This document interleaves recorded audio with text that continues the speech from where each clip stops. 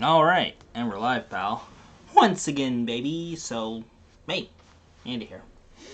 Yeah, that one took a while to connect. I was wondering, I was like, are we on? So, how you guys doing today? Just got finished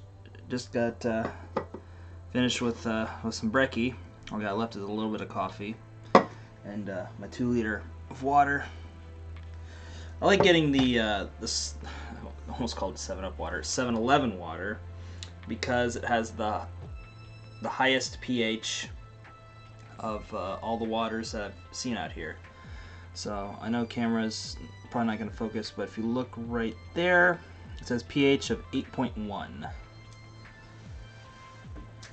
And I find that, I tend to like the taste of alkaline water a bit more than just regular old water, because it's too basic.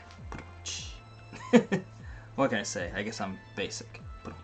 There we go. Got it. Eventually. Yeah. But yeah, guys. Let me check something here real quick, just to make sure notifications and all that.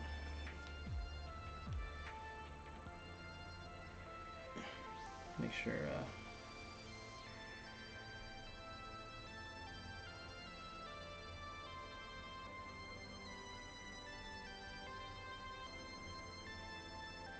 Oh, that's the friggin' Zenbuster music. It was a lot louder than I thought it was. I was wondering. I thought it was like something outside, because usually the garbage trucks, when they're taking stuff out, they have the little chime. So I was thinking, no, they're kind of early today.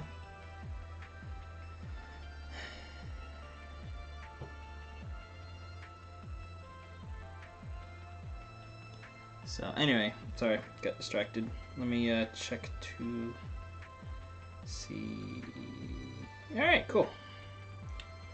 Yeah, I just don't like doing thumbnails for the live streams. I never know what to put for them, and plus they're such like spur of the moment that I don't want to, sit down and try to put something together. So, but yeah. Jeez, the sleepy's out my eyes. Oh man. But yeah, guys, getting to the topic of today's live stream. 3 minutes in, goody. Just been doing a lot of thinking about coming back to YouTube, and I know I've said this like a lot. Like, should I come back to YouTube? Am I ever gonna do YouTube again? I don't know. But yeah, I just been taking a break for a couple months just because I was feeling super burnt out after finals last year, then graduating, and I just needed to excuse me, just take a break to reassess some things. And plus, since I wasn't on the GI Bill anymore, like I could just sit around and make YouTube videos all day, right? Right? Well, at least my own YouTube videos anyway. But I figured Q1 was a good time to just take inventory of things, work on other projects, build up some money, and study for my next move. And yesterday, I started to get the itch to come back to YouTube for my own stuff. I was just doing a lot of thinking about it, and yeah, I think it's time to make a comeback on YouTube. Now, as far as what channel, what type of content I'll be making, not 100% sure just yet. I think I just want to kind of dabble with some of my channels and see what I like doing, what performs the best, stuff like that. Obviously, I do want to do some more video editing tutorials, because it's kind of my thing, right? Like, I'm the video editor guy, so of course I got to do tutorials. And plus, they've been just such consistent money earners, even though I haven't uploaded anything to that channel in like, what, 3-4 months now? They've just been bringing in the lion's share of my income consistently.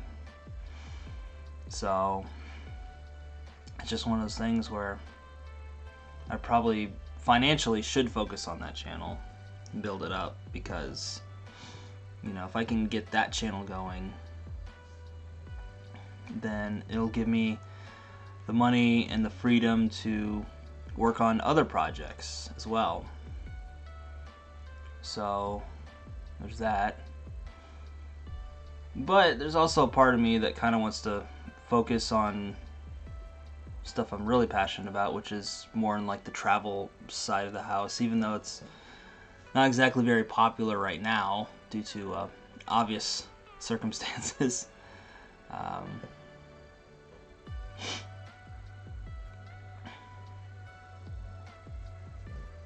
So that's kind of the quandary I'm at right now. But I figure, you know, it's probably just best to do these live streams just to kind of help me talk with you guys about stuff. And, you know, once I make the move down to Shonan, then I'll be able to like do live chats on the beach and walk around and all that kinds of stuff. Because a lot less people down there, so I don't have to worry about like bumping into people or anything like that. We just have nice, cool, chill vibe chats by the beach. You know, so definitely feeling pretty good about that. And thanks to the Biden bucks, plus some recent client work, you know, I do have the money to move in to that apartment I was looking at. We're gonna be doing like an official tour this yo Siobhan, what's up, dude? We're gonna be doing an official tour, Jesus. We're gonna be looking at inside the apartments on Saturday, and if it's not in too bad a shape, then I do plan on moving in, because it's like hella cheap and it's like right by the ocean, so you know, it's in a pretty convenient location. And I feel pretty good about it, you know? Like, been living out here in Kawasaki for going on a year at this point. I think I moved in, what, April, May? Something like that. Whenever that Goodbye Tokyo vlog, whatever that was, that came out. Somewhere around that time. That's why I made the move. Yeah, Siobhan, things are going pretty good, dude. Just been doing a lot of thinking about if I'm ever going to come back to YouTube at some point. And I think we're getting closer to that point for sure. Like I was saying earlier, I just felt like I needed to take a good long break from YouTube for doing like my own stuff. After finals last year, I was just so burnt out with everything and needed some time away.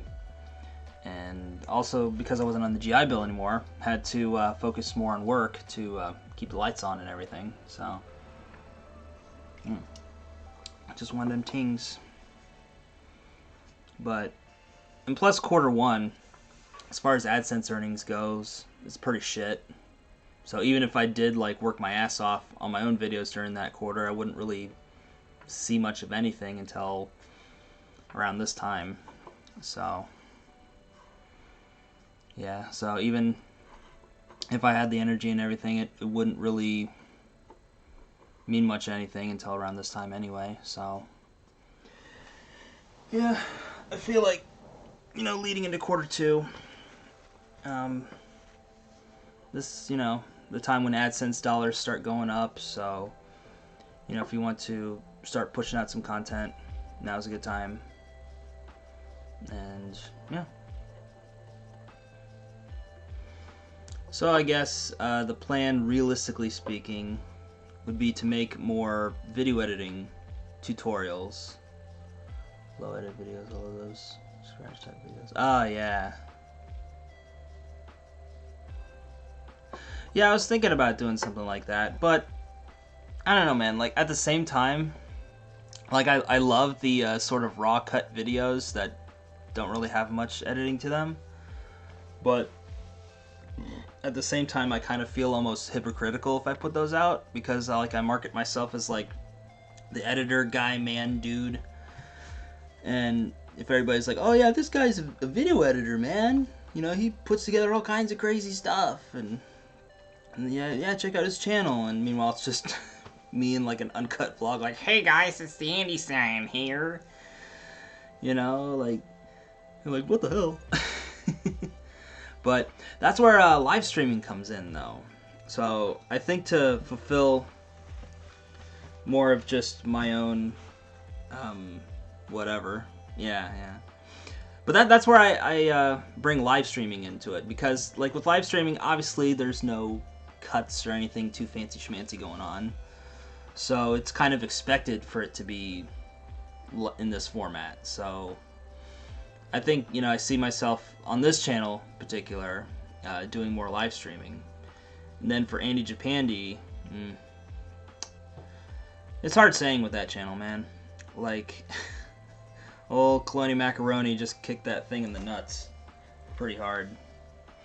And plus with what all else is going on in my life, it's kind of hard to sit down and really make some Japan content, you know?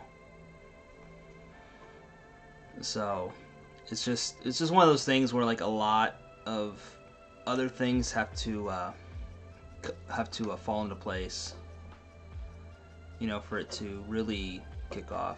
But whenever you do get back, you should definitely have a podcast. Yeah, actually, I was thinking about doing a podcast, because that seems to be more up my alley anyway, just because I can do it pretty much whenever, wherever, as long as I have, you know, a nice quiet place to sit down and chill and just talk. And plus with those, I can cut them up, so if I ramble on too much, I can cut some parts out. But it is meant to be long form, so it's okay. Yeah, it was definitely something I was thinking about. Yeah, listen to your old streams on my way to work and at work. Ah, nice. Yeah, once I move and get a better desk set up, I do want to incorporate a better microphone, because I have one. It's just like, in order for me to get it, it will take up like the rest of my desk space. It's just like, I need some desk space. I don't know what to do with my hands, basically. So, but if I get a bigger desk area and a better mic that I can like clip onto the side or something like that, where it's not an issue, then fucking awesome.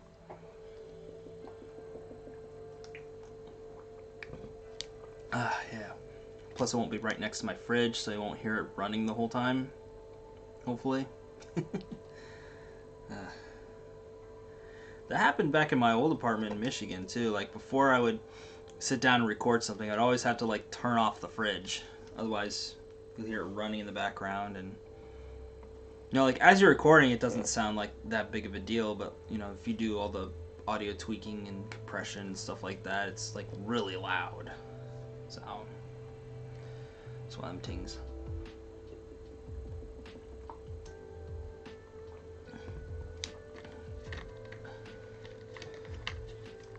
But yeah, some good things are definitely on the horizon, for sure. And I've just been given a bunch of new opportunities as well. So with that, it'll give me a lot more free time, basically, to not only work on those projects more, to not only like put more time into those projects, but to also give me more time to work on other things in my life, because believe it or not, there's more in my life than video editing. Even though it's hard for even me to believe. But there's other stuff I want to work on that doesn't involve video editing per se, you know, like obviously learning Japanese. Yo, with the kibosh. The kaboosh. What up, John? Good stuff. Yeah, there's other things in my life that I want to work on, like learning Japanese and, you know, going out, meeting some whammons, shit like that. Kind of hard to do that if I'm chained to the computer editing all the time. So, yeah. Just gonna be making. Sorry. Stretch there, but yeah, just gonna be making some changes to life soon. But yeah, as far as this channel goes, I just see myself doing a lot more live streaming. You know, especially once I move down to the beach and get some more scenic background stuff for sure. And then, yeah, exactly. That was another idea, was to do kind of like a study with me type videos, because those videos seem to do pretty well from what I've seen. So you could do like a, you know, study with me as I learn Japanese type thing. You know, I could sit down for a couple hours a day at the desk. So we could kind of like cycle in like beach streams with learning Japanese streams. So that's kind of the deal with that. And, you know, I'll put out some other videos on this channel as well as I see fit. You know, just like little life update vlogs, stuff like that. They're not going to be like the monthly update vlogs, just because I don't want to, you know, try to have to force it just because it's a new month and you got to talk about something, right? So that's why I killed those off. But yeah, that's kind of the plan for this channel. And then for Any Japandy, don't really know yet, but do list the supplies you use and definitely learn that. Be fun. Yeah, for sure. I think I'll just start off kind of basic, just to kind of get back into the groove of things. Because like I know a lot of like Japanese words and stuff, but as far as like recalling them fast and, you know, putting them into a coherent sentence, that's the kind of stuff that I have trouble with, you know.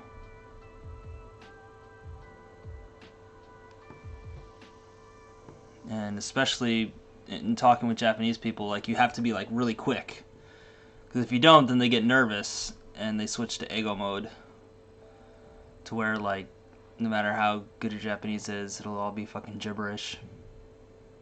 So you have to just give up and go back to English. So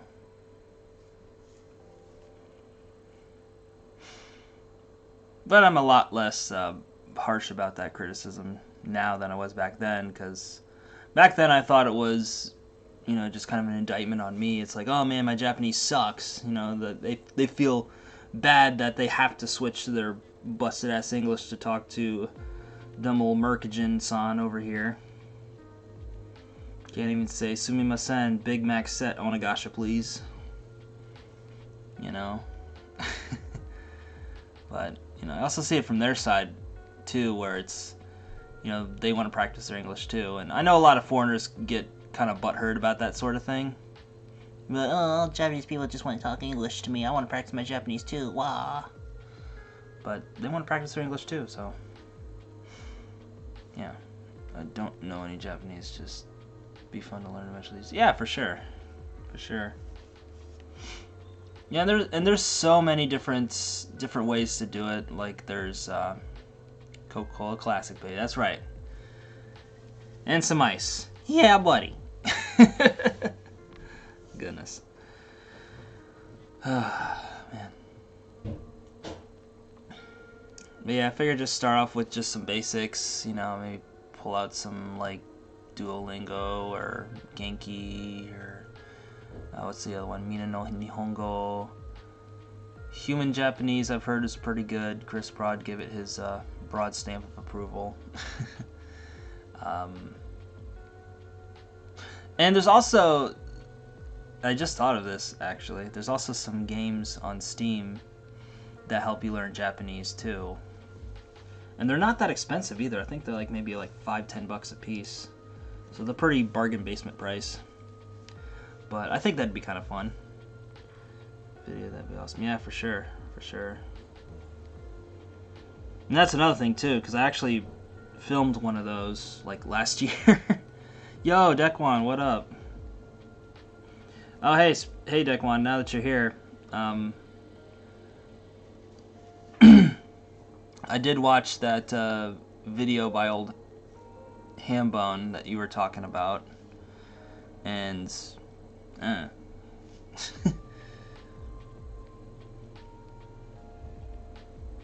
I didn't really, you know, don't really see what all the fuss is about. Like, he was just crying because of using the Saitomadru method of learning the Nihongos. Just order hot coffee and just make it sound Japanese enough till they eventually give it to you. He did it for the clicks. Nice.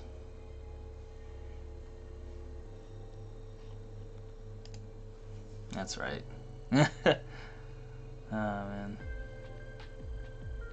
He did it for the clicks, and I'm doing it for the chicks. Yeah, buddy. But yeah, I watched that old Hambone video, and it's just like, you know.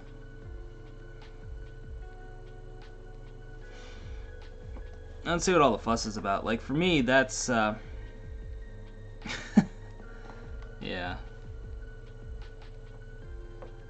Well, I think it's just because he doesn't, you know, express his emotions. He did it for the rock, right? What up, Twin Lamps? But not seriously, like, that's normally how he is. Maybe not that, like, cry, but just, you know, that's the same that I know. Is someone who is, you know, very, I don't know what the word is, but just, he doesn't really like to show his real emotions on YouTube, you know, because he's that sort of, you know, tough, brash personality and stuff like that. He doesn't like being vulnerable, basically. So it's extremely rare for him to see. Yeah, I don't want to go to the JCJ, but yeah. I want to have a good day today. We all know he's a phony. Yeah. Yeah. Yeah, he's been living a lie for like too long. So it is what it is. But you know, like, he's only really showed his emotions like twice on YouTube. And that was with that video and the one where he was talking about Roger Swan passing away. All the other times, it was just basically like a front, you know. Nah, JCJ hates me. Because the thing is, Deck One, I've committed the cardinal sin of being an online personality, and that's being fat. And because of my obeseness, they will shoot me down in flames. Right? Yeah.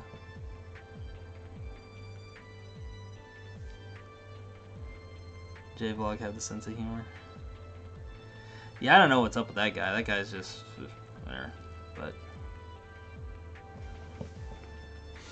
But yeah, that's basically all I have to say about that situation. So, yeah, I'm so far removed from what old Hambone's doing. You know, it's not even a cause of concern for me anymore. You know, like, while I was looking at that video, I was kind of looking at some of his recent stuff, and I even looked at I don't remember exactly which one it was. It was some TKO rant he did within the past like week or so. I just kind of skimmed through it just to kind of get an idea. Yeah, I just call him old Hambone. You know, don't want old Algorithm Chan picking him up. You know, but yeah, so.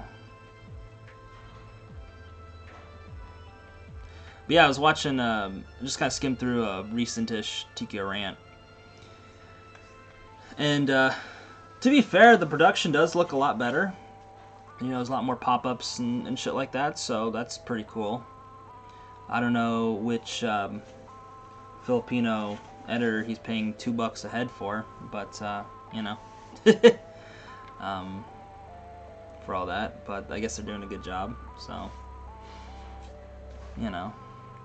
And it was funny, like, I remember in the intro, it used to be my voice, be like, this video is brought to you by viewers like you. Consider supporting us on Patreon. You guys might recognize that voice as the opener. Then he got Mark to do it. It was like, this is sponsored by Tekken, or, you know, however Mark talks. But, yeah, so he got Mark to do it after we had the falling out. And then he had the falling out with Mark, and he still kept Mark's voice in. So, I don't know. I don't know what's going on over there. But, yeah, you know, even though there's more pop-ups and stuff like that, it's still kind of the same old ranty shit, you know. So, you know, give it up to him for consistency at least, but that's about it, really.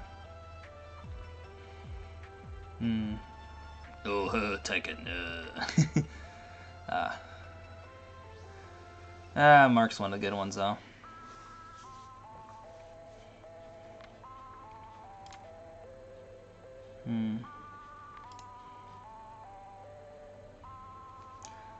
Oh, yeah, that whole thing. That was some fucking shit.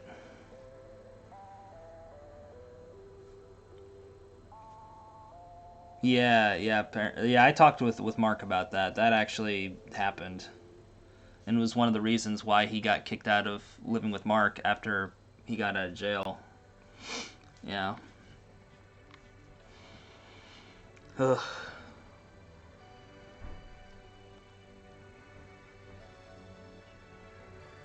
Yeah. Like I said, man, dude's got some problems. And I hope he works through them. You know, like, I don't want to sit here and just shit on him and be like, oh, fuck that guy. But, you know, like I said before, you know, he goes through friends faster than Big Macs. Like, even just within the whole TQ Rants thing we were talking about, where I used to do the intro voice, and then Mark did it after I left, and, you know, they're not friends anymore, so he still kept the voice up for some reason, because laziness, I guess, I don't know. Not being able to navigate the Tokyo subway system. Jesus.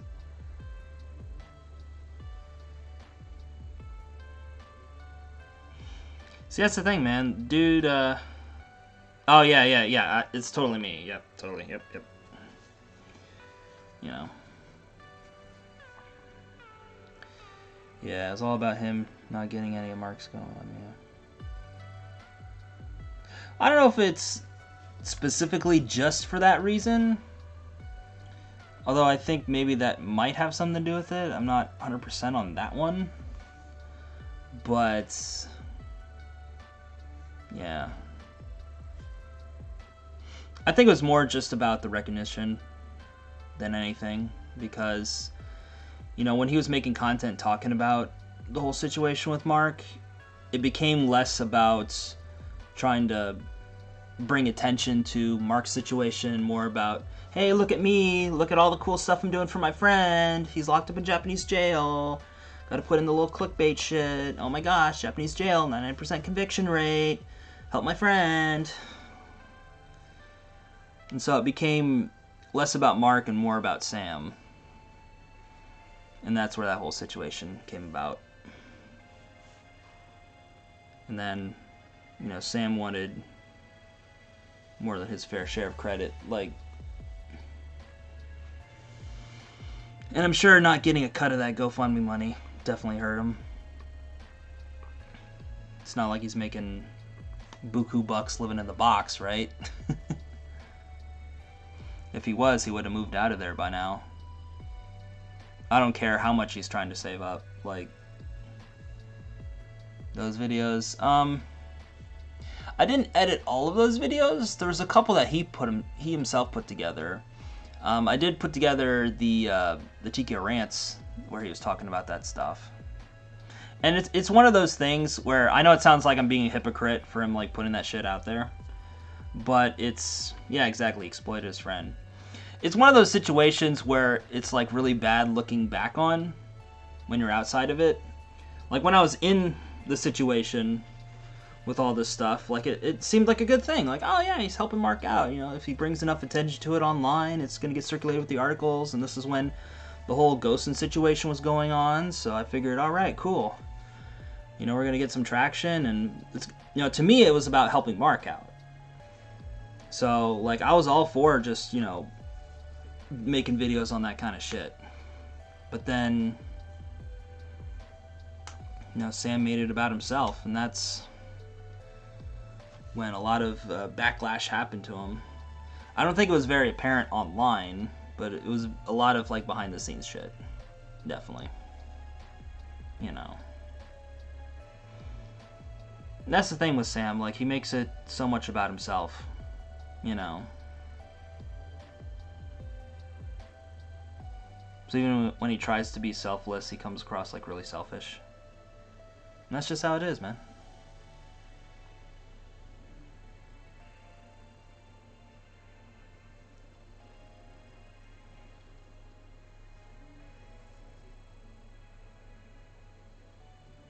But yeah, you know, I was just watching some of his videos just after you told me about that recent crying thing he did for that bilingual dude. Or not bilingual, but like multilingual dude.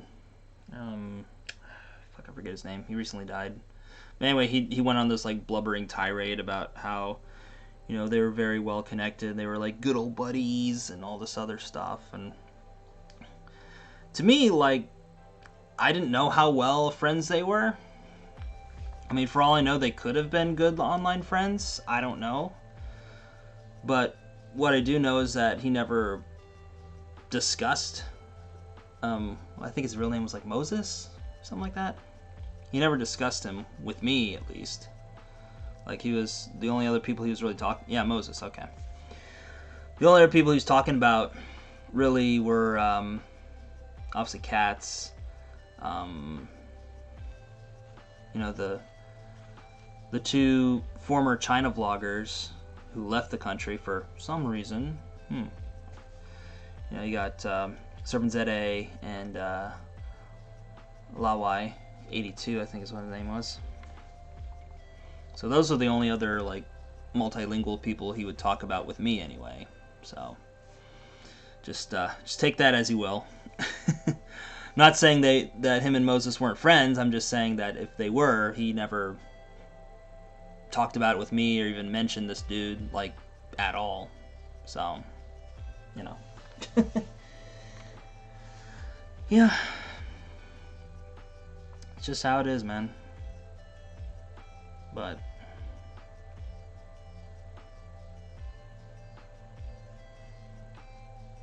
you know, he's just stuck in one of those situations that he's never going to get himself out of. So, now I figure, you know, it would be sensible. So do you have a bunch of good unreleased ham footage? No, I deleted all my ham stuff, especially after the split. Like, I just wiped it all from the hard drive. But even before that, like, as I was releasing videos, because the footage was there was so much of it for the rants, it was just taking up too much hard drive space. So like, as I would send him stuff and he would approve it, I would basically just like delete it as he was releasing it on YouTube. So that way, just in case if he was like, oh shit, could you take this part out, or could you put this in, or something like that, then I could, you know, bring up the project and just slap it in and re-render it.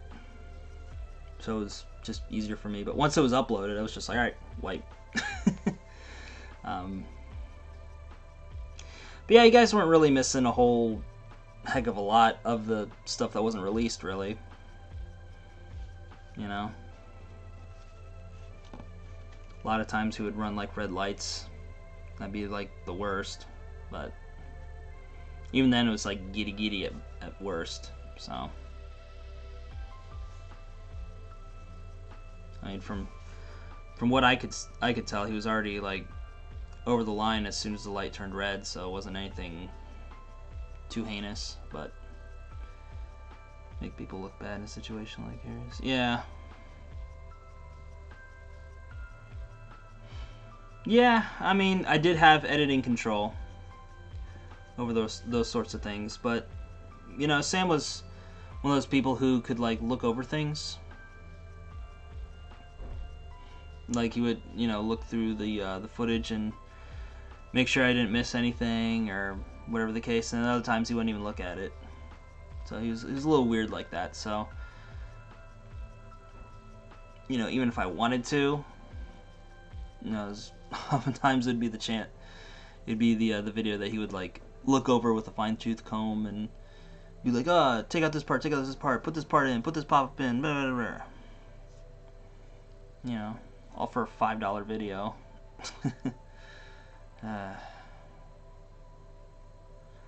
Yeah, revisions are hell for an editor, no matter how much you're getting paid. You know, so yeah, for me in that particular situation, as far as editing goes, it was just, you know, I started off with Sam. He was the first person that I edited for. You know, so at the time I didn't really like know any better about how to market myself as an editor, what I should charge even, because like I literally fell into this field by accident. You know, it literally all started with Sam and I were in a line group, and he was like, oh shit, my computer crashed, like my hard drive crashed. And he was making daily content at the time. He didn't want to lose his daily streak, so I was like, well, I could just put together some stuff for you until you get your hard drive taken care of in like, what, 2 weeks or something like that? It's like, what, 14 videos? No sweat. And it just got premiered at the time, so I figured I needed some practice to, you know, use it, because I wasn't really making my own videos that much at the time, because I was going through college up in Michigan. Not quite as exciting as Ohio, as Japan. But, yeah, I just figured help him out. Then once he got his hard drive fixed, he was like, why don't you just, like, be my editor? You know, so I don't have to deal with this, and I can give you a little bit extra money, and all this, that, and the other. And I was like, alright. You know, because I figured it was good practice for me, putting stuff together and learning Premiere and getting a couple extra bucks on the side, you know. I was like, alright, cool. And then, what can I use to touch up old photos that are scanned? Oh, there's lots of things, man. Like, there's even, when I was taking courses in college about Photoshop, there was, like, actual exercises that you could do to, like, restore old photos, like, if they're all, like, crunched up, or if, like, the corners are ripped, or there's, like, fraying on the sides and stuff like that. And, yeah, there's plenty of stuff like that in Photoshop to help you tweak that stuff, you know? Like, you could do, like, the healing brush, like, spot healing brush, to get rid of a lot of, like, dots. And then you could use the healing brush to heal up, like, cracks, really long tears and stuff like that. And there's a lot of really cool stuff that Photoshop can do. Like, before I took those courses, I mean, that was probably, like, the most I've ever learned about Photoshop, to be honest. Because, like, what I learned about Photoshop before that was basically just to either, you know, boost the colors for pictures or to cut up stuff for thumbnails. I didn't really think about it beyond that. But once I took the course, I learned a lot more about photo restoration and things like that, and it was really cool, you know. I kind of wish they had something similar for Premiere, but I didn't make it that far. Because I dropped out of that school shortly after. So, is there any software? I'm afraid not, Dekwan. I'm afraid not. As good as Adobe software is, especially these days, it can't work those kinds of miracles, unfortunately. That's going to take a lot of time on the couch, spilling your guts to a shrink. Talk to that old Doug Bergman fella out in Tokyo or something like that. But yeah. So, hard saying.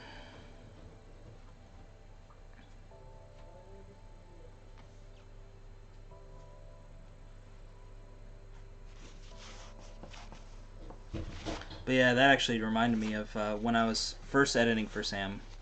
I would work on his Let's Play series, TKO Plays.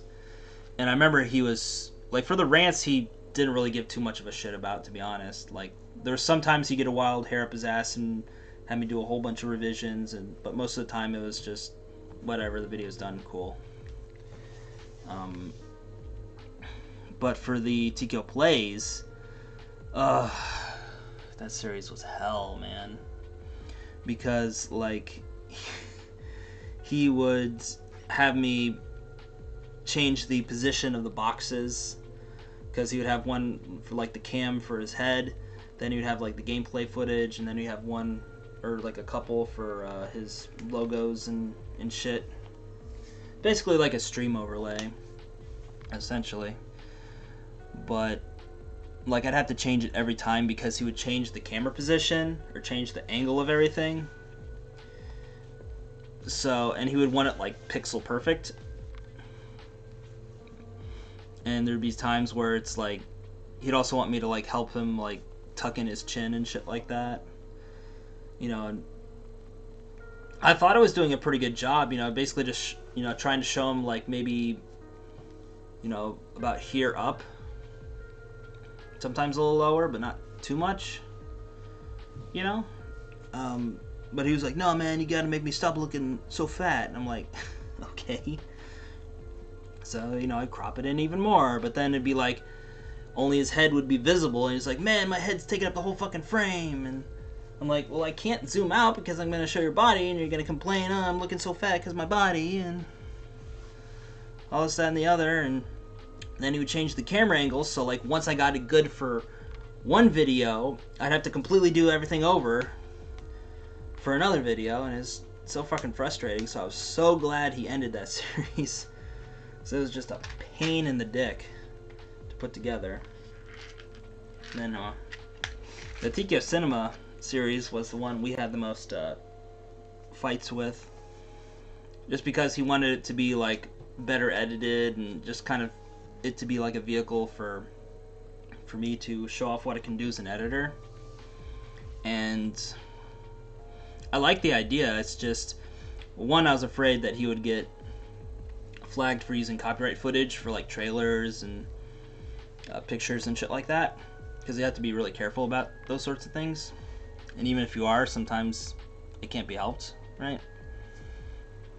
So I tried to, you know, strike a good balance, not be too obnoxious with it. But yeah, you know, he was like, oh, you gotta add more footage, add more pop-ups, add more pop-ups, add more footage, add more pop-ups, less of me, oh my god. I'm like, well, for one, a lot of these movies were in Japanese, so there wasn't a whole lot of footage to pull, you know.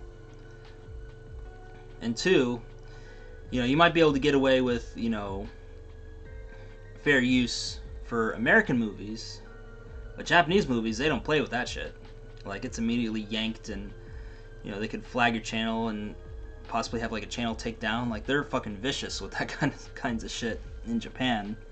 So that's why I was even more, like, leery about even doing the whole series in the first place. But I liked the idea, and I was like, well, you know, it could be a fun challenge.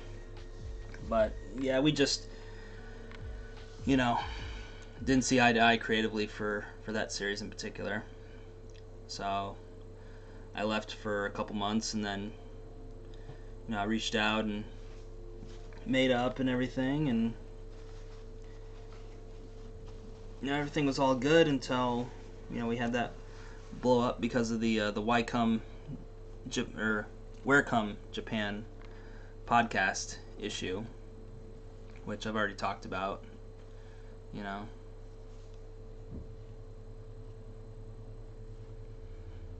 So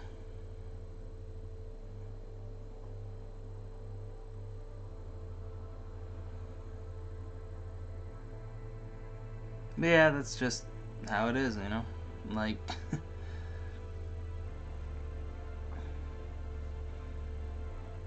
and the funny thing is, like, I thought I would, you know, miss hanging out with him and chat shit and stuff like that since the split, but like it's just been such a hardline cut to where it doesn't even bother me anymore.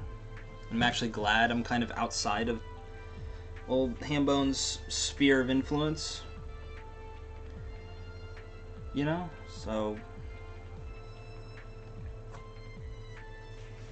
just one of them things, man.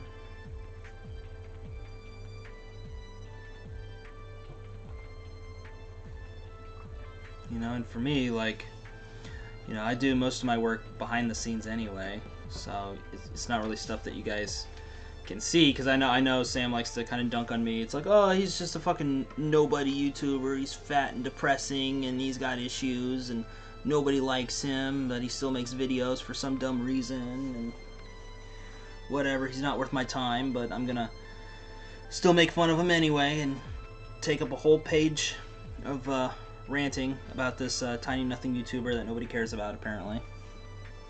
So, yeah. But,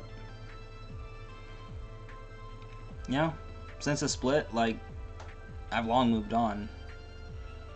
You know, and the only times I even think about them are when you guys bring them up. So, you know, I felt like it was very therapeutic for me to put out the video with Kings of Kanto, you know, the little microcock episode Niban, eh? That one.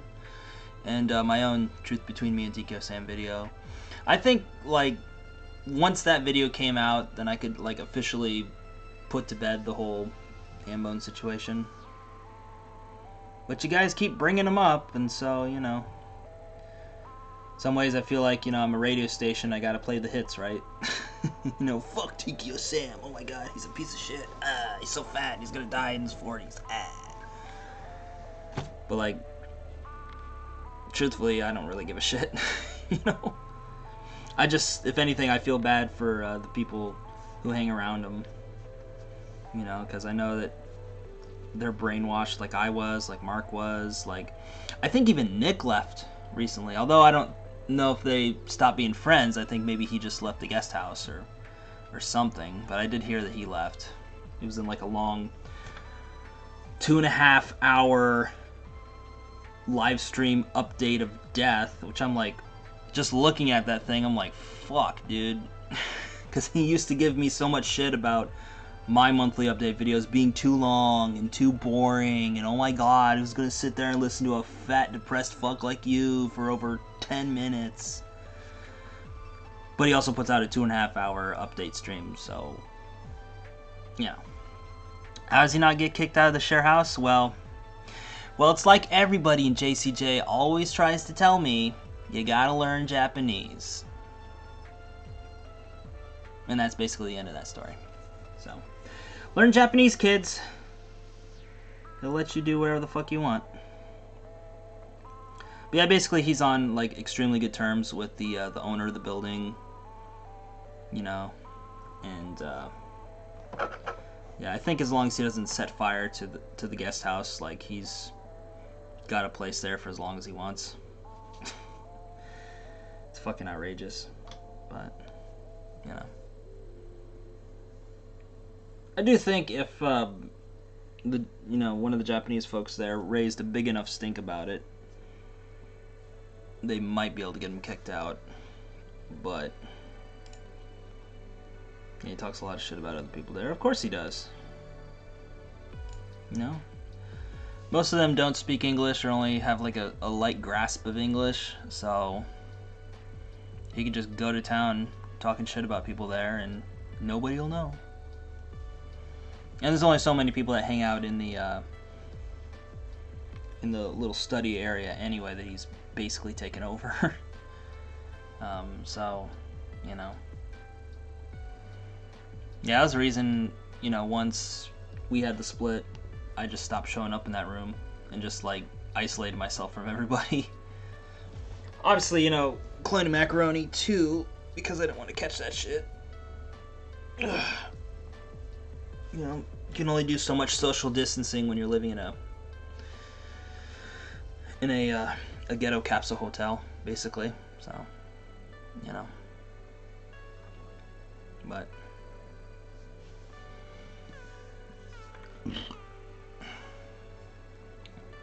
should have stayed in that room stuff and stared him down. I ain't got time for that shit, man. It would have been funny though, but it was kind of funny because there was a stream I was doing with Jasmine, the black girl that he hangs out with, who still somehow living in that guest house. I don't know what the fuck's going on there, but yeah, I was on one of her live streams. I just kind of crashed it randomly, and she was in. There's a room opposite of the study. It's supposed to be like a workout type, you know, painting art thing. I don't know, just a mishmash of different things. But she was in there doing her live streaming, and I just wandered in after having some pizza toast, you know, cuisine of the gods out there. And Sam kind of like propped open the door because I guess he was gonna like join her in the stream or something like that. He saw me there. I was just like, "What's up?" He just like slowly backed away. I'm like, "Yeah, So yeah, fun times.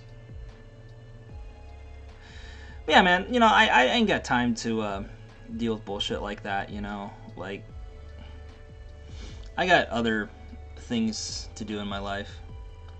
Was his girlfriend recent video? How embarrassing for her, isn't that sexual?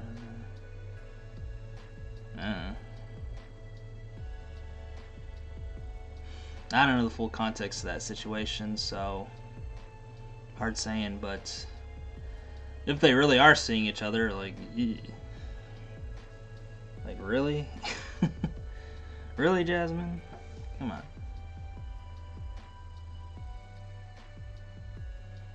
Well, I might explain why she's still in the box. For some reason, it's like I still have no idea why she's still living there, to be honest with you guys. Like, she seemed, you know, when I would talk with her, because she's, like, super nice. Like, for real. Like, I don't want to talk too much shit about her, because she's a really nice person. But at the same time, you know, it seemed like when we were talking, when I was still living in the box, like, you know, she was kind of like me, where she was, you know, just kind of getting her start living in Tokyo. You know, she had just gotten out of long-term working, and I think maybe she broke up with somebody, I believe, at the time. I'm not sure, but she was basically just at like a point of change in her life, basically, and was just looking to, you know, save up some money, get her shit together, get some gigs, and move on to the next chapter. And that's where I was too. I was like, all right, cool, you know, kind of on the same wavelength. And I figured like she would move out of the box about the same time I would, or did actually. I remember seeing like in some of her YouTube videos, like she was in like a hotel or something like that, and I was thinking, all right, cool, she did it. She escaped the box. Good for her. I knew she could do it. But she's still there for some reason. Like, I don't get it, man. And she might have her own situation. I don't know the full context of her situation, so there might be, you know, a good reason why she's still there, but I don't know. I don't know. Yeah, I don't want to think about that, deck one. I would imagine that his lady friend would have to do all of the work, while Sam does what Sam does best, just sitting. Doing nothing. So that's about as far into it as I want to think about it, so I can keep my breakfast down. And yeah, so fun times. Ugh. Sometimes I feel like a fucking radio station, you know. It's like I don't really want to talk about the whole TQ Sam situation because there's really nothing to talk about. But at the same time, it's like, you know, I almost feel like a radio station. You gotta play the hits, right? And people want to hear people bash TQ Sam, even though I don't really give two shits about him anymore. But whatever. So you got me started, deck one. History of Sam's girls. I'm sure universally would be stories of him being a lying piece of shit. Oh yeah, totally. Yeah, it'd either be that or just the girls coming to their senses and leaving, which is what happened to a lot of them, actually, from what he told me, and what I've heard on the TK Rants as well, was they basically left him. Like, he didn't really leave them, they left him. Obviously, he didn't mention any cheating or anything like that, because why would he? But yeah, I would imagine it'd either be for something like that, or just they came to their senses, realized what kind of guy they were dealing with, and were like, so. But whatever, you know.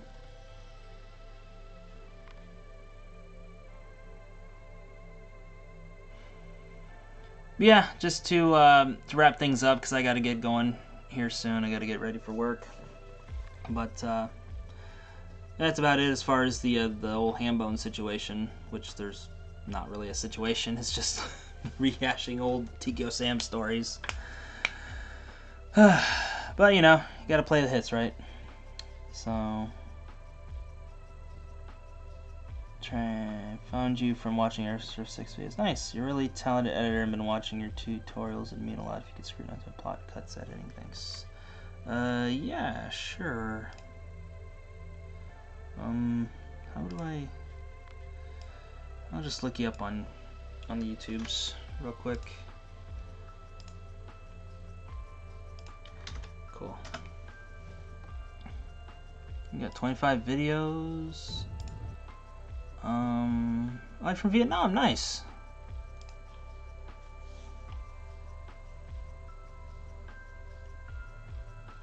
That's cool.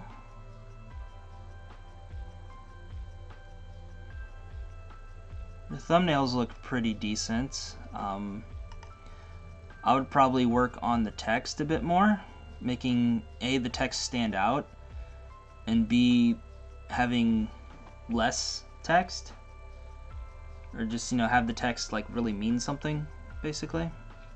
Like there's one where it's the McDonald's Vietnam only Tet Lunar New Year special.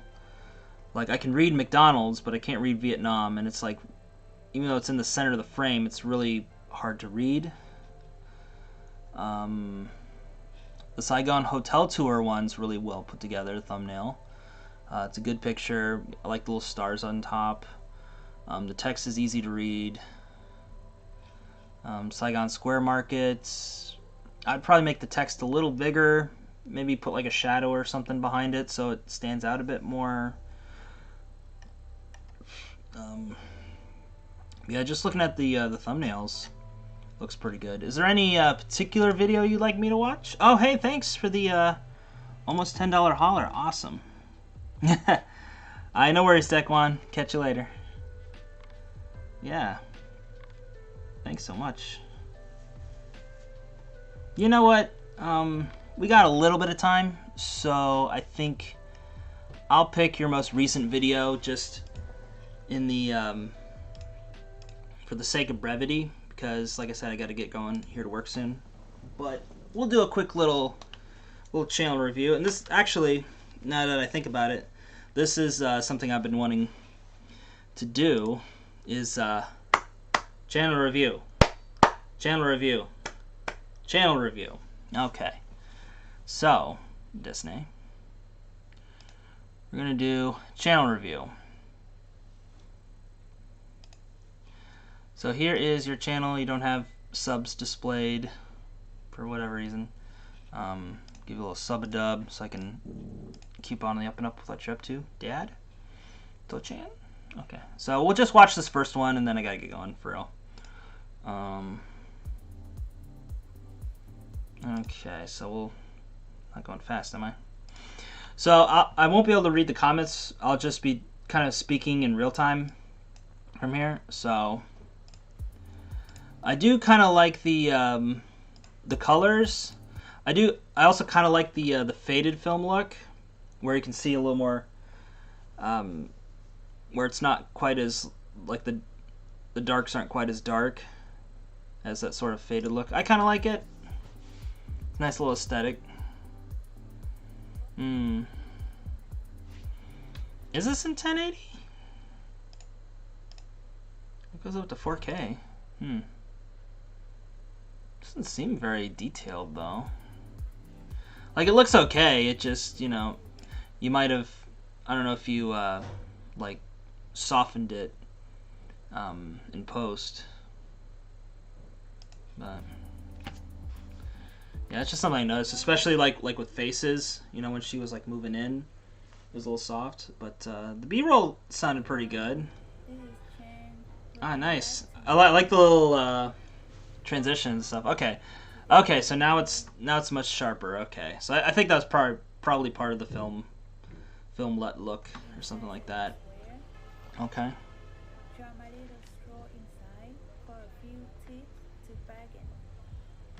Okay. Now, are you doing this audio in post, or are you doing it like are you doing it like real time, like when you're walking around Saigon Square? You're literally saying like, today I'm going inside Saigon Square. Because if you're doing this audio in post, you could probably boost that up a little bit, clamp the audio so it sounds better. But I do like that you added subtitles, because it is kind of hard to hear you. So that's pretty good.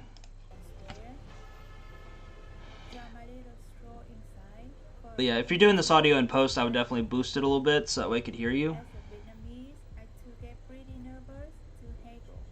Mm-hmm. But bargaining is part of the culture.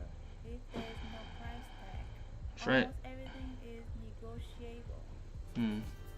Actually, this looks very similar to a marketplace that my friend Dion went down to. He's out in Vietnam.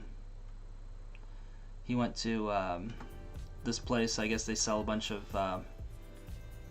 well, it's actually known for like selling counterfeit merch. But okay, so yeah, that film it did soften. Okay, gotcha. Let's talk about handling a little. Bargaining is not disrespectful. We Vietnamese haggle with each other. As for discount, it's part of life here in Vietnam. Okay, starting to get bored. About minute 15 in.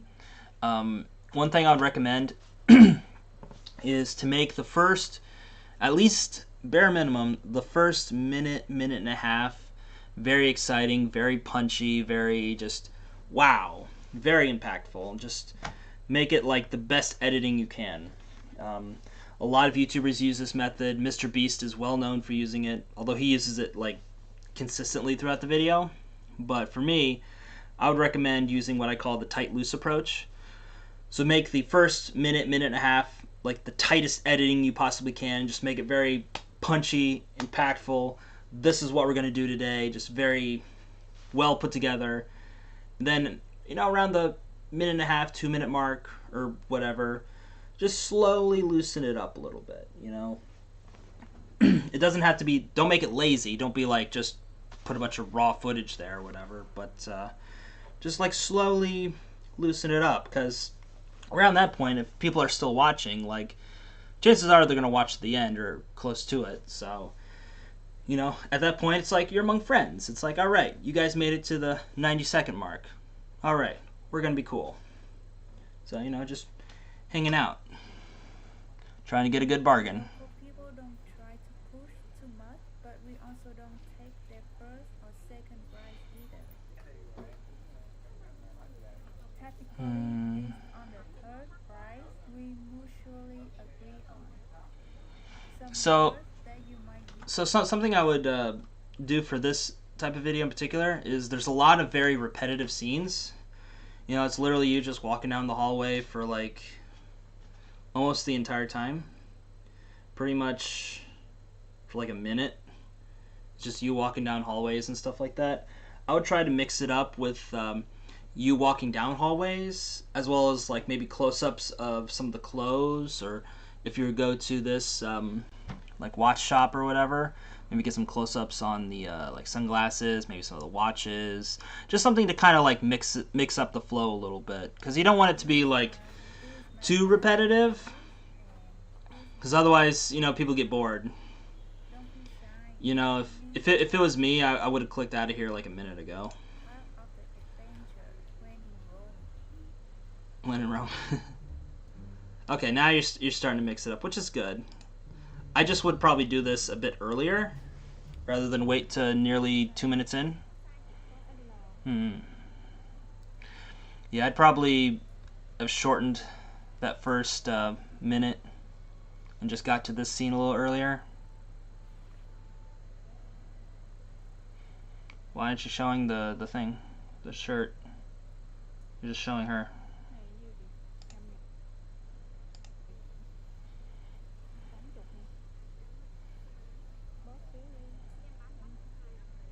Okay. Another thing I noticed is that you also put, I'm assuming USD equivalent here. So you're doing the dong to USD equivalent. I would probably do, if you're not going to do it with like every time you put in monetary amounts, which depending on like how frequent it is, if it's too frequent, then it gets a little too much, which I understand, but I would at least do it for like the first couple ones rather than wait till like, I believe this was the third or fourth showing of monetary value, and then you put in this is $5.20 American, which is that really the VND USD equivalent? Dang, that's crazy. I thought it was much higher than that, but I digress. And now you're just kind of veering off for some reason. Okay, now you're starting to okay, so I don't know what you're focusing on here. So again, I don't know your camera setup. Maybe you're like holding it, or maybe it's like attached to a backpack or something like that. Some people like to attach GoPros to their backpacks so they don't have to fuss with it. I know a lot of live streamers do that, but during this whole scene, I don't know what the hell to focus on as a viewer. I know as an editor, you probably should either focus on the lady you're talking to, or like when she had the shirt, I'd focus on the shirt. But you're focusing on all these other shirts. It's like you're kind of wandering around like, I don't know, this lady's talking to me, but I'm kind of looking elsewhere. Okay. That's nice. Love the vibes. I hope I don't get copy struck, but I love the vibes. It's pretty cool. I would probably try to get like a different transition between like real time you talking with that lady to kind of the chill vibe, sort of wandering around, time lapse type deal. Even just something as simple as like a added dissolve or like dip to white to where it like flashes white. Something simple. It doesn't have to be super fancy, but judging from that intro that you had, I'm sure you do have a couple extra little graphic inserts that you could put in there to really zhuzh it up, but it needn't be something fancy. But there has to be some sort of distinction in there, you know. You could probably have like maybe the music start to come in at like the last 2 or 3 seconds of that clip where you were trying to bargain with the lady and she was like not having it, to like lead into this. And again, variety of footage. You're literally just walking down halls, and yes, there's different stuff in the okay, so I noticed, sorry, there's like a lot of things going on. So I did notice you did do like a little, I'm assuming like a cross dissolve, because if you notice, like the whites started getting brighter. At first I thought that was like the camera like adjusting the exposure, but then I noticed like everything started to get a little sharper, and then you got the voiceover coming back in. Excuse me. Yeah, tourists wear the backpacks. Yeah.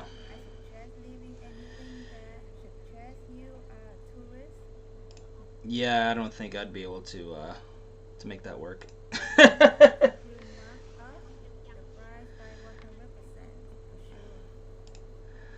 Yeah.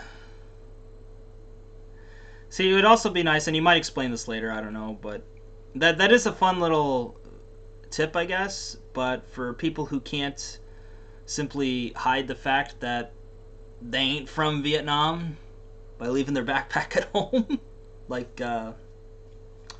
Lawai Hakujin san over here.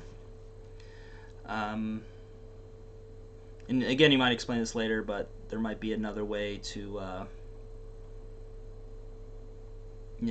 mitigate that. Either, I don't know if Vietnam has like a shop for me type system. I know like some cities in America have that, to where like you hire somebody to shop for you. So I don't know if Vietnam has something like that, but it's a good idea. Make some dong. I'm telling you. Usually expats are familiar Okay. Now you're getting into it. already and know some Vietnamese. Okay. Yeah, there wasn't really much of a transition to from the soft film to the regular real-time look. Again, you're wandering down hallways again. Okay, now we got some close-ups. That's nice. See, I think you should definitely mix up the walking down hallways with you like looking at stuff. Either pulling stuff out or just having a little look around. Just having variety in shots. Maybe cutting out some of the hallway walking, just make it shorter so you can get from you talking to vendors faster.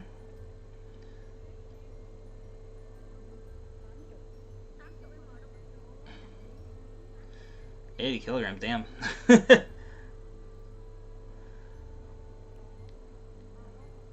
Wait, is that in dong or is that in like weight? I think it's in dong though. Because I said 80 and I saw like the 80 there. I was like, oh, okay. Gotcha. Okay. That was just a thing. Okay.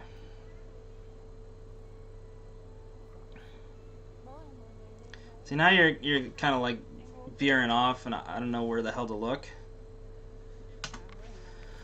So if you're not gonna like focus on the shop vendor or whatever, or like the thing that you're trying to get while she's holding it or whatever, then I would just like cut that scene out entirely.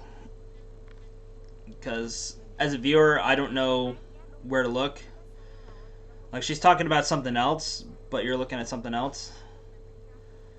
So I'm very distracted. So okay, we'll skip ahead a little. Okay, you ended up taking it right on. Oh, that's cool. I'm glad that you actually showed the exchange of money, just because, and this is just a fun small little detail, but I always like to see like what the currency of different countries looks like. So it's just a fun little detail, I didn't know that the dong looked like that. Jeez. Don't take that out of context. I'm talking about Vietnamese currency, okay, guys? There you go. 90,000 dong.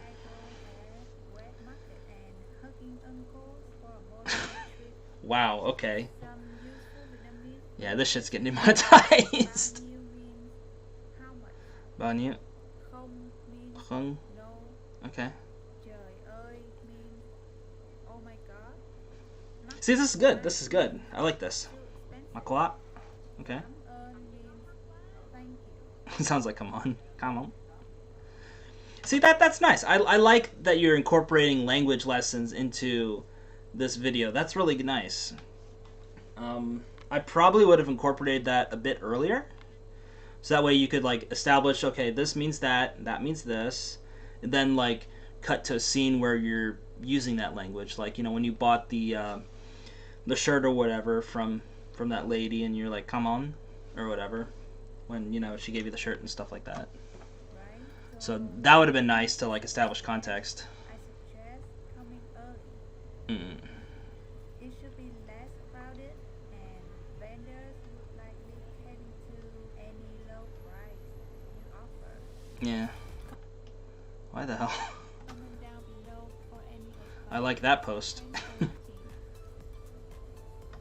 Okay, so I noticed that you hit the end screen elements pretty well. It's not really early. It was around the right time, but I would suggest having like a proper end screen and then have these elements show up. So usually the max is like 20 seconds. So for the last 20 seconds, just have it like be this or something else to where you can like put the end card elements, you know, with your little subscribe thing, and then you had a playlist earlier which disappeared for some reason. I don't know why this disappeared earlier. Could be an issue. Down below for any advice.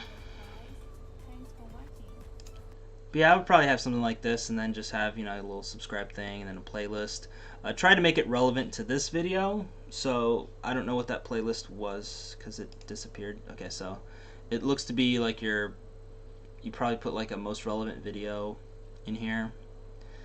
That's a pretty safe choice. Just have the algorithm kind of figure it out. Like if you like this video, it'll suggest this video.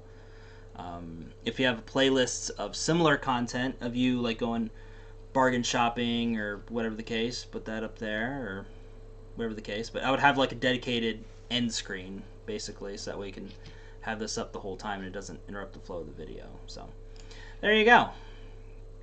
Oh, dong. So I was right. Okay, cool. Okay.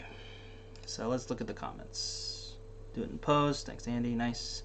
It's dong. Hey, I was right. Vice is what I went. Eh, no worries, Strang. No worries. So, alrighty, cool. Well, that was fun. I should probably make my next live stream like a channel review type thing, huh? That'd be pretty cool. And, you know, I could make it to where, like, if you guys, you know, submit like a super chat or something like that, I can review your channel, or if you have any particular videos, I could review them. That'd be cool. Dad.